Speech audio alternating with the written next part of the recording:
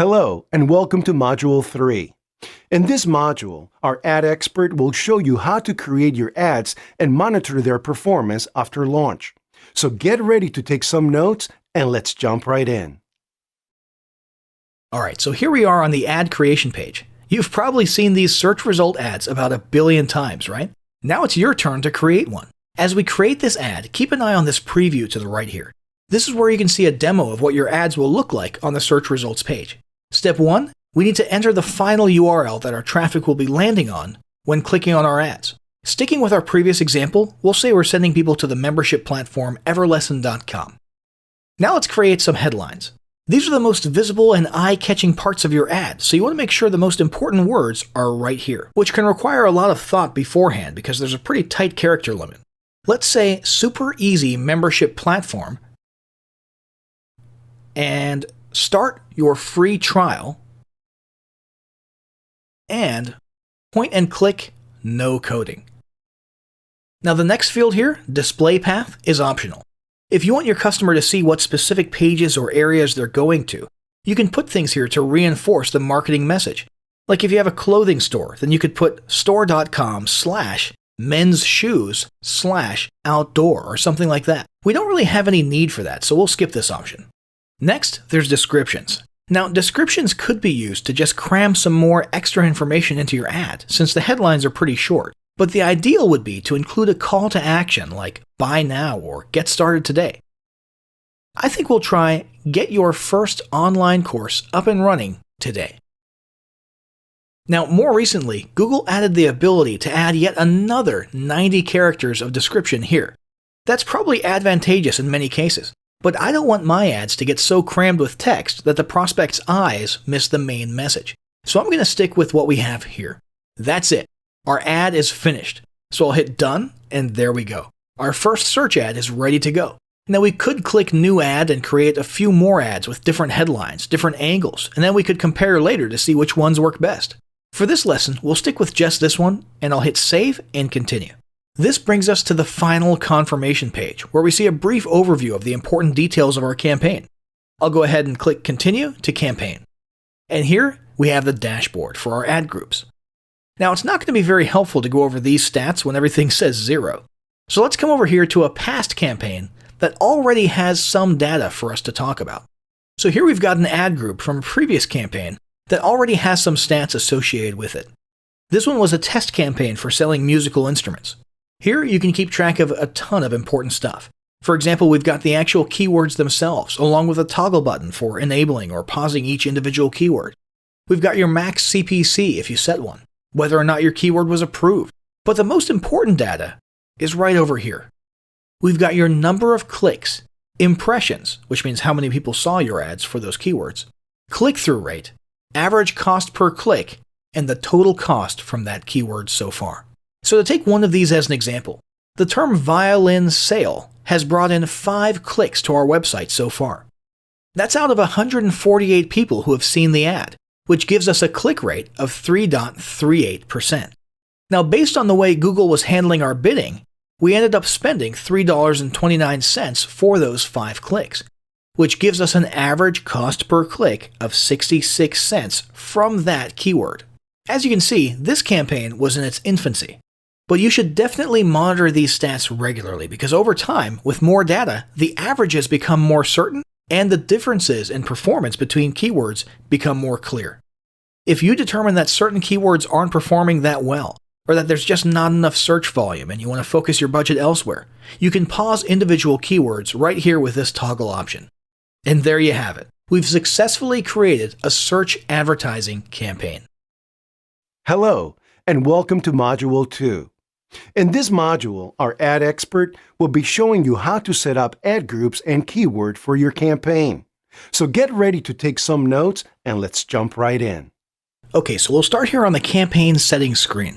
Now that we've chosen the goal, we're going to configure our settings for this campaign and then move into ad groups and keywords.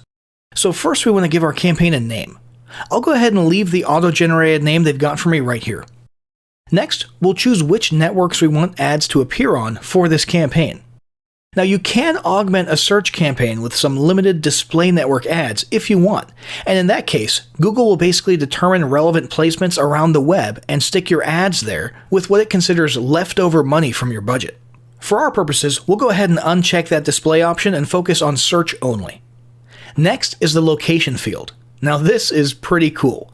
Not only can we type in things like countries and cities, but we can even click advanced and let's zoom in all the way to, say, Omaha, Nebraska.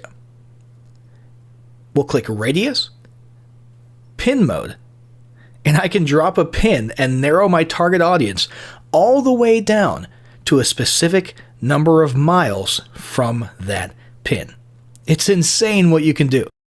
But for the sake of this tutorial, we're just going to stick with all countries and territories. Next, if you're targeting your audience based on language, you can do that right here. And then we have the budget. Now the budget is important to understand. This is not a cap on daily spending like a lot of people think. What you're actually setting here is your approximate monthly budget divided by about 30 days.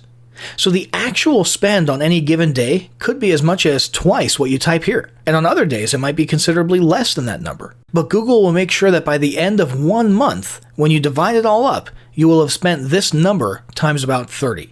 So this will end up being your daily average, not your actual daily cap. Now you do have an option here. If you need to spend as much money as possible and get these ads out in a shorter period of time, let's say you're doing retargeting for a week-long product launch, or you're trying to meet a sales quota or something like that, you can set delivery to accelerate it so it'll spend your money faster. But just be aware, of course, that this will obviously cause your budget to run out early. Next is bidding. Now, bidding in AdWords is of course based on the old ad auction framework where Google's algorithms are constantly deciding whose ads to show where and when and how often. You can choose what metric you want your bidding focused on right here. It's automatically set to clicks, which means it'll optimize for people actually clicking on your ads, but there's other options as well. Impressions refer to how many people see your ads, regardless of whether they click. And as you can see, there's 2 grayed out options here for conversions and conversion value. Now those are pretty nifty to use, but they require you to set up a special conversion tracking tool separately first, so we're going to focus on clicks. We have an option here to set a bid limit. So if you have a specific number in mind that you want to pay per click, you can enter that here. But if you want Google to simply handle this for you, you can leave it blank. Next, we've got start and end dates. Now, typically, ads just run indefinitely. But you might have a specific reason for setting an end date. For example, if you're running a limited time offer or promoting a live event, we'll leave this set to none for us. Next, there's audiences. Now here's the thing. Audiences are great. You've got a lot of demographic and interest-based options to choose from here, based on mountains of data that Google has collected, as well as based on your own data, like if you create a remarketing audience with a tracking pixel. However, most of this will be more useful if you're doing display ads or one of the other types of ads, and you want people to encounter your ads while they're browsing around the web. Since we're strictly dealing with search ads in this lesson, and we literally want to reach people on the search results page while they're typing specific keywords, we're going to skip this. Next, we have extensions. Now these are very cool. Site link extensions are a great way to add additional links to a search ad that link directly to specific pages like your About page or an Hours of Operation page. Callout extensions are great for adding important bits of information like free shipping or product details like vehicle mileage or any bullet point type things that don't fit into the main ad text. And finally, call extensions are literally a link that can lead directly to a phone call to a number of your choice. We won't need any of these for our purposes, but be sure to explore these options if they're relevant to your business. Now it's time to move on to ad groups and keywords. This gets directly to the heart of our search ad campaigns. What keywords do we want to show up for? You'll want to put a lot of thought into this because it directly affects your reach. The popularity and frequency of search terms is vital for obvious reasons, but you also need to balance that with the competition level for those search terms, since that impacts the amount of your budget that gets used per click. Now there's a few tools that can help you with this, including Google's own Keyword Planner, Moz, KW Finder, and SEMrush. These tools can help get search volume and competition rates for known keywords, as well as explore and discover additional relevant keywords that you might not have thought of. Once we've researched our keywords, we can literally just paste them all right here. Now you can divide your campaign into easier to manage and analyze groups called ad groups. And if you want to, you can have different sets of keywords in each group so you can see which ones perform better after the ad's been running for a while. For this lesson, however, we'll just need the one ad group. So I'll go ahead and paste my researched list of keywords right here. That's about it for this step. I'm going to hit save and continue, and we'll move on to creating the ad itself in the next module. Hello, and welcome to Module 1. In this module, our ad expert will be teaching you about the various campaign goals and how to pick the best ones for your business. So get ready to take some notes and let's jump right in.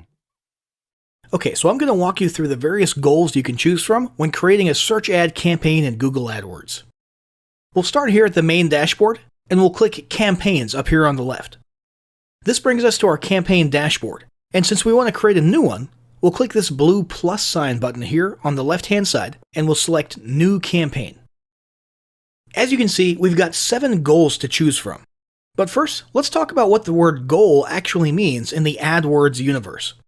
You see, rather than let companies fend for themselves and try to figure out each little variable and option in their ad settings without fully understanding what they do, Google decided recently to help guide advertisers along in understanding and shaping their ads to optimize them for specific common marketing goals. So if you choose one of these goals, you'll see helpful little suggestions next to all the settings and options in the upcoming steps. Suggestions specifically tailored towards your goal. It takes a lot of the guesswork out of the ad creation process, which previously could be pretty confusing. Now keep in mind, you want to pick the main thing you want to accomplish with this particular ad campaign. Let's have a look at each one. First up, there's sales. Google AdWords can help you bring in sales through a multitude of channels, including online stores, sales pages, inside apps, over the phone, and even physically in-store.